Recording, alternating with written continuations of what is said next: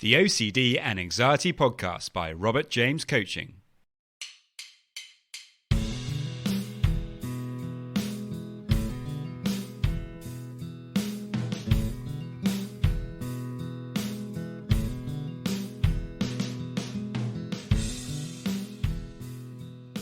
Hello and welcome to the OCD and Anxiety Podcast, where we explore how to have a more positive relationship with anxiety disorders, taking back control so that you can start living the life you choose and not the one chosen by your fears.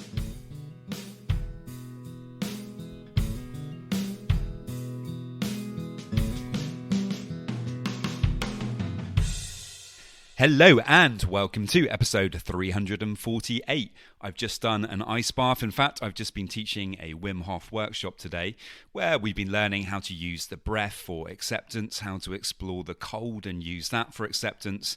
So it's been a really interesting day in learning how to kind of lean into discomfort, which is obviously a big part of learning how to deal with OCD and anxiety. And if you would like some help with doing just that, then you can get a free session with me. To get that, you can head over to my website, robertjamescoaching.com. There you can book in for that free session directly, or if you prefer, you can send me a message and let me know about what you're struggling with. Now, in today's podcast, we're going to be talking about getting in the face of OCD. And I don't mean that in a negative way. I obviously mean that in a positive way, really standing up to the OCD. With this kind of compassionate determination where we no longer just allow the OCD to be the boss, we start to take back control. So this is a really important episode. Obviously, I spend a lot of time talking about how we can take back control from OCD. And, you know, that's really what we're focusing on today. If you would like to follow on Instagram, you can. My Instagram handle is @RobertJamesCoachingUK. Also, the podcast is now on YouTube. So if you'd like to follow there, sign up there, do all of that, that would be amazing. In fact, you know, you could head over there right now if you wanted to. Just head over to YouTube, do a little bit of clicking. You know, clicking on subscribing, clicking on following. That would be amazing. I'd really appreciate it. So many thanks, guys. I really hope that you enjoyed today's episode. If you have any questions at all, do please let me know. And off we go.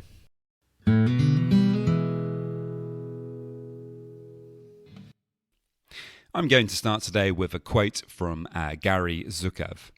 Compassion is loving others enough to say or do what is appropriate from an empowered heart without attachment to the outcome.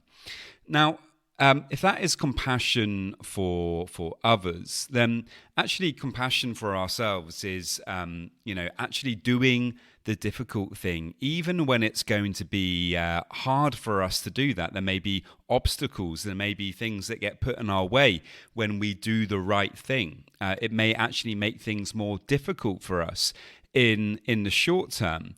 But actually, our empowered heart, as Gary Zukav talks about there, is one that really rests in whether we take that appropriate action or not, whether we actually choose to do the difficult thing so that we feel better in the long term, or whether we stay clutching our straws and, refusing to step out of our comfort zone, trying to feel better and more positive in the short term, with a bit of a disregard to how we feel in the mid to the long term.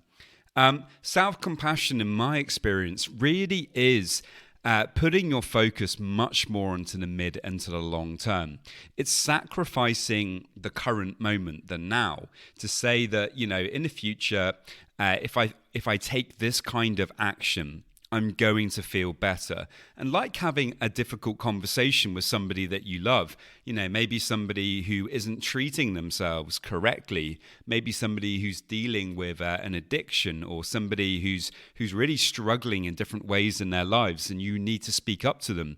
You need to be perhaps assertive with them. You need to tell them that this isn't good enough, or we need to do better at this. But obviously you try not to do it from a harsh place. You try to be compassionate and kind with it, but you recognize at the same time that you do need to stand up to them. You do need to kind of say, well, this is the line and you're overstepping that right now. We really need to try to do the same thing when it comes to self-compassion and when it comes to OCD.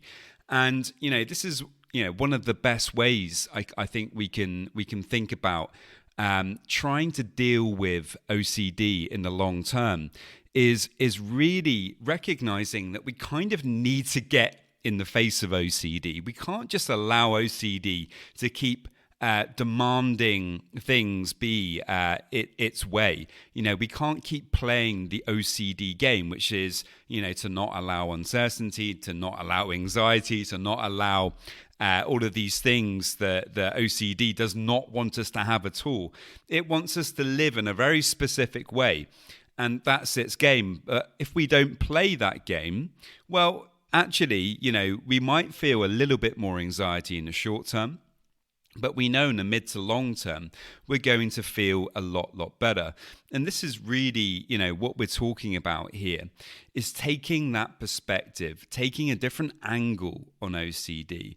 And, when I talk about kind of bringing a sense of compassionate determination, it's recognizing that, but it's also recognizing that, you have much more resolve than you actually think. I've just been doing this Wim Hof workshop today, and I always love doing these workshops because obviously we do the breath work, we do cold exposure. If you don't know much about Wim Hof, you can check him out. We do it all in a safe way. It's in a controlled environment. We should always be very careful when we're doing the Wim Hof method to do it safely, particularly when you're doing cold exposure.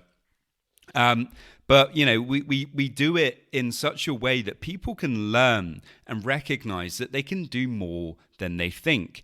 That maybe they come into the workshop with some limiting beliefs about their ability to be able to do the breath work correctly, or to be able to stay in an ice bath for 2 minutes.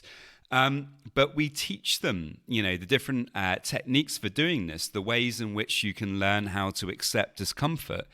And actually, just about everyone who does this workshop, and certainly today, has a really positive experience. When you first get into that ice cold water, of course, you want to escape, you want to get out. It's really, really difficult, and to remain in that water for 2 minutes seems impossible. But with the support of other people and through taking control of the situation through your breathing, through the positive use of your mind, well, actually, people begin to recognize that they can accept that discomfort and they can actually deal with this. And, this is a really good example of compassionate determination. Now, you might say to me, what's compassionate about getting into an ice bath? That's not compassionate at all. That's horrible. And fair enough, if you really hate the cold, I can understand where you're coming from there. But a big focus actually of those workshops is really, we are doing this from a place of compassion. We're not doing it just for the sake of it being horrible. It's actually because it's helping us to train this ability to allow discomfort, to be more accepting of discomfort. If having an ice bath isn't for you, there's other ways in which you can do it by having a short 30-second cold shower, for example, at the end of your normal shower, or even doing a 30-second hand ice bath. You don't want to be doing these things for a long time. You want to do them in a safe way. Ideally, do it with somebody else there to help you. But these kinds of things can be very helpful in learning how to build acceptance, learning how to build determination. But we need to do it as well with compassion in mind. We need to think about beforehand, why am I doing this? What is my purpose here in doing this? Because it's not to torture yourself at all. No. Actually, it's about learning how to accept. And acceptance is a magical thing when it comes to OCD and anxiety. When we can really learn how to apply acceptance to these issues, well, big things start to happen. So often when we're not dealing with the OCD well, it's because acceptance has gone out the window. We're really pushing away the anxiety. We're fighting with it. We don't want the obsessions. We're trying to get rid of it all the time, and inadvertently, that's the thing that's making it worse. And a lot of the time, when things start getting bad again, maybe you've improved with your OCD, but suddenly you have a setback and you fall back again. Most of the time, it's because we forget about acceptance. We fall back into old habits, and so this compassionate determination where you figure out, why are you doing these things? Why are you doing the exposure work? Why are you learning acceptance commitment therapy? Why are you learning to try to be more accepting of discomfort? It's very important that you figure out your why. And that's a big, big, important part of what I'm talking about today when it comes to this kind of compassionate determination in the face of OCD. It's really saying, what do I value in my life? What is super important to me? What do I really want to achieve? Who do I want to be more present for? Perhaps you just want to be more present for yourself because you recognize self-compassion is so important, to flexibility and to turning up in your life and allowing imperfection. So it may be for that, or it may be for somebody very important and special in your life. It may be because you want to develop yourself in different areas. It may be because you really want to work on being more present with your family. Whatever it is, and there's all sorts of different things that it could be depending on your stage of life, depending on what you want to achieve, depending on where you are in your career. There's all sorts of reasons for why you want to develop more compassion and more determination in the face of OCD. The more that you can do this, obviously the more it's going to help you, because when you are doing exposure work, or when you are learning how to remain present to the discomfort without distracting yourself from it, or when you're trying to allow uncertainty, when you've got that kind of compassionate determination on board, when it's on your side, it's just so much easier to be able to keep pushing through a little bit, to actually stay in the place where you need to be in order to learn how to deal with those uncomfortable sensations in the body, to deal with the uncertainty. When we have that compassionate determination, that's when we can do these things. And so it's a phrase that I would like you to keep in mind, but also bear in mind that the first step to this is really recognizing kind of why you're doing it. What is your why? What are your values? What are your goals? What are you trying to achieve? And then we need to bring that sense of determination. Right, I'm going to keep going at this. I recognize that I'm going to have setbacks. It's not going to be perfect, but I'm going to keep going anyway. And when I have a setback, well, I'm going to try to view that as just another stumbling block along the way. It doesn't mean that I've gone back to square one. It just means that it's been difficult for a few hours or a day or so, but now I can get back on again. And trying to have that kind of determination about things, but also being gentle with yourself, being kind with yourself, recognizing that you struggle with OCD, and that it's okay, it's hard to struggle with OCD, but that you can learn to overcome it through more acceptance, through perseverance, through kindness, through compassion, through all of these approaches that we talk about on the podcast. And if you can have this sense of compassionate determination, then I really think it can help you a lot. So see if you can reflect on that this week.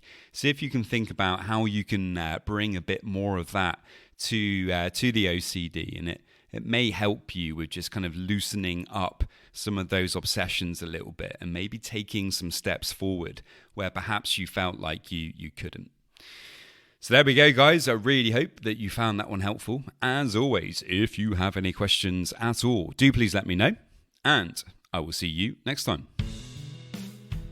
Just a quick reminder that if you want to get a free session, all you need to do to get that is to head over to my website, www.robertjamescoaching.com, and there you can leave me a message and we can arrange the free session. And now just a quick reminder of my disclaimer. Any information that you view on my website, Instagram page, Facebook group, or anywhere else online, or any information that you listen to on the podcast is for informational purposes only and is not intended to be a substitute for actual medical or mental health advice from a doctor, psychologist, or any other medical or mental health professional.